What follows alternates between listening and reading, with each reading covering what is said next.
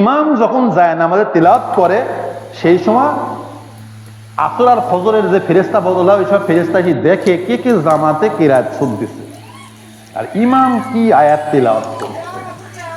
ওয়া কুরআন আল ফজরে ইন্না কুরআন আল ফজরে কানা মাশহুদা, যেহেতু ফজরের তিলাওয়াত সাক্ষীগণ মুখোমুখি হয় আর আল্লাহ বান্দার রোহানিয়াত ভাবে সামনে থাকে, যখন বান্দা যখন নামাজে দাঁড়ায় আল্লাহ দৃষ্টি জ্ঞান সামনে থাকে, নামাজের সামনে থাকে।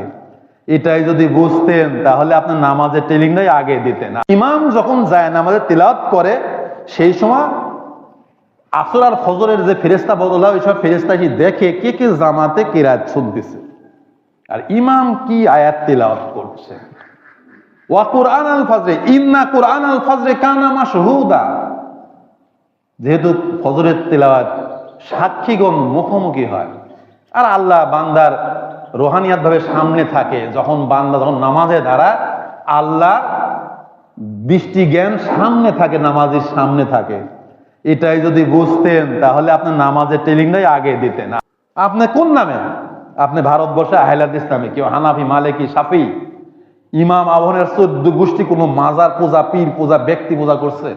ইমাম আবু হানিফার বাপ দাদা, ইমাম আবু হানিফার দাদা আলীর কাছে উঠা বসা করতে জাগের কুফায়। ধর্ম বুঝিনি। আপনি কোন নামে?